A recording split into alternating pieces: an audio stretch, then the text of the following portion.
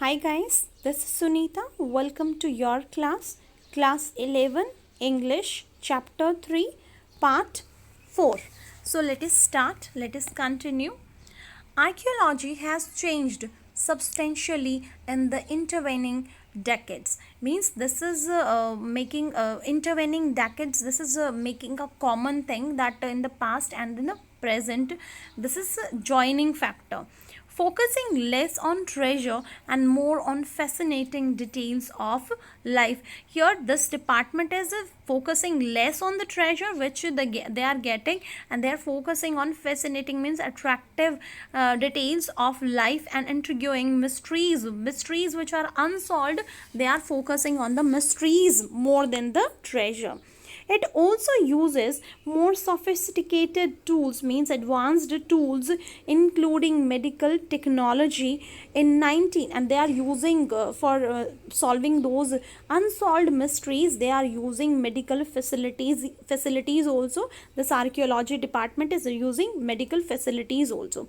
In 1968, more than 40 years after Carter's discovery, and anatomy professor x-rayed the mummy and revealed a startling, means an amazing and a surprising fact, that beneath the resin that cakes his chest, means beneath the resin I told you that was a sticky material, and cakes of his chest means beneath his chest. This is his chest, and beneath means niche. Beneath his chest, his breastbone and front ribs are missing. That his front ribs and breastbones were missing. He disclosed the fact. Today, diagnostic imaging can be done with computed tomography or a CT scan. Today we are very familiar with this term CT scan. So this is what is the full form of CT scan? Computed tomography, by which hundreds of X-ray in cross section are put together. How a CT scan image works? How do we get a CT scan image? Actually, what does it do?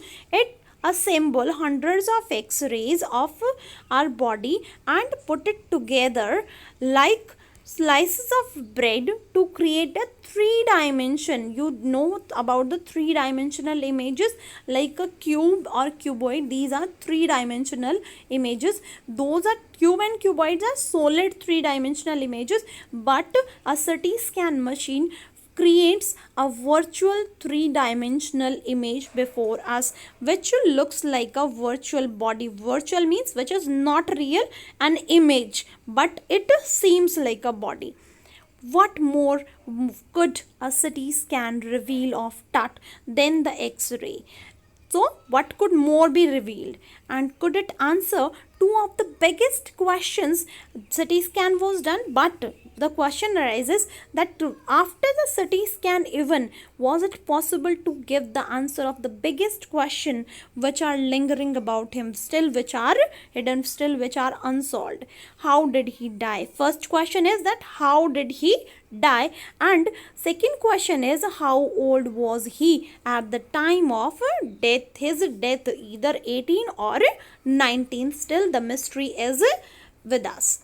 King Tut's demise was a big event. Demise means death. His death was a big event. Even by royal standards, he was the last of his family's line, because he was the last emperor of his dynasty, and his funeral was the death rattle of our dynasty. And ये जो उनकी density के टूटने के ख़त्म होने की बहुत ज़ोर की आवाज़ थी, बहुत ज़ोर की जो एक दस्तक थी कि किंग टट की, जो आखिरी उनके जो एम्परर हुआ करते थे, उनकी डेथ हो गई थी.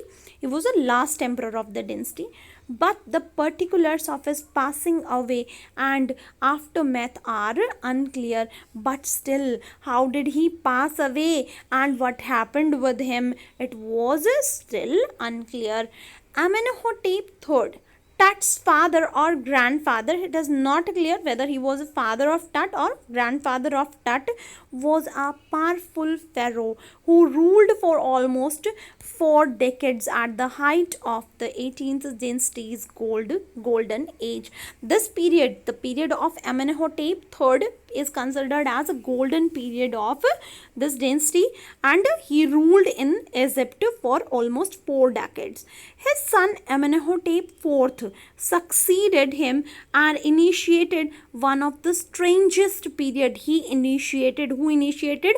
Amenhotep IV initiated a strangest periods in the history of ancient Egypt.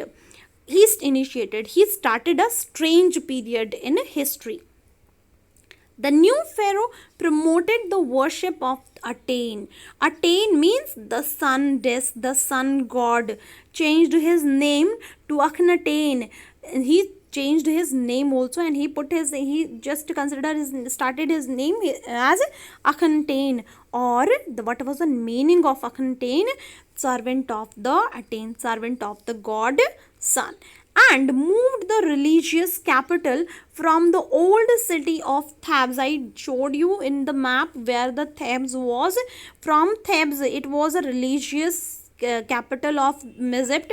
He moved the religious capital, to the new city of Akhetaten, known as Amarna. Today it is known as Amarna. He further shocked the country. Next shock, what was the next shock given by him to the people? By attacking Amun, a major god. He attacked Amun, means the major god of Egypt, smashing his images and closing his temples. He smashed means destroyed the images, the statues of the god Amun, and he closed the temples also. It must have been a horrific time, said Ray Johnson. Ray Johnson said that it was really a horrific time for the people of Egypt. Director of, who is Ray Johnson? Is the director of the University of Chicago's Research Center in Luxor. The site of ancient Thebes, the finally that had ruled for centuries, was coming to an end, and then Akhenaten went a little wacky. And now at the in the rule of Akhenaten, it was almost clear that the dynasty was going to an end. Okay, and he became little bit wacky. He was a wacky. Do you know wacky? Wacky means sunky. After Akhenaten's death, a mysterious ruler named Samenkhkare appeared briefly and excited with hardly a trace, and then a very young Tutankhaten took the throne. After Akhenaten's death, a very mysterious king came, but there is no trace in the history that who was there, who was he, and where did he come from. So there is no trace about him.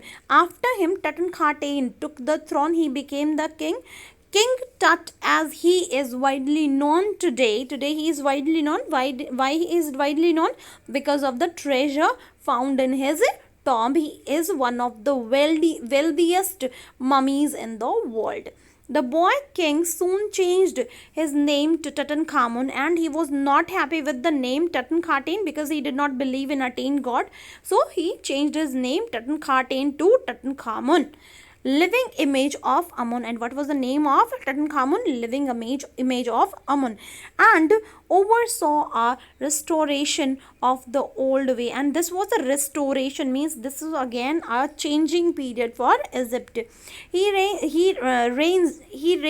reigned for about 9 years, and he ruled for 9 years, and then he died unexpectedly. And then we don't know how did he die, and nobody was expecting about his death, and he died.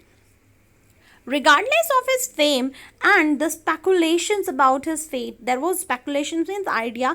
Regardless, of course, he was very famous, and there was no idea about his fate. Tut is one of the mummy among many in Egypt. He is one of the many mummies in Egypt, because there are many mummies which are found in Egypt. How many? Now the question arises, how many mummies have been found? No one knows. The Egyptian mummy project, which began an inventory in late 2003, had recorded almost 600 so far and is still counting. That this organization is saying that up to now we have searched 600 mummies and the counting is still going on. We are getting continuously, so the counting is increasing. The next phase, scanning the mummies with a portable that computer tomography machine donated by the national. Now the next, what was the next phase? That mummy was to be CT scanned, and who donated the computer tomography machine? National Geographic Society and Siemens, its manufacturers, they donated the computer tomography machine. King Tut is one of the first mummies to be scanned. Except King Tut, no mummy was scanned. This was the first mummy which was scanned in death as in life, moving regally ahead to his countrymen, and he was treating CT scan किनका होता है, that living people का, but this was a mummy, first mummy which was to be scanned after his death, and in death as in his moving regally ahead of his countrymen. So guys, we'll meet in the next video in part 5. Till then, thank you, have a nice day.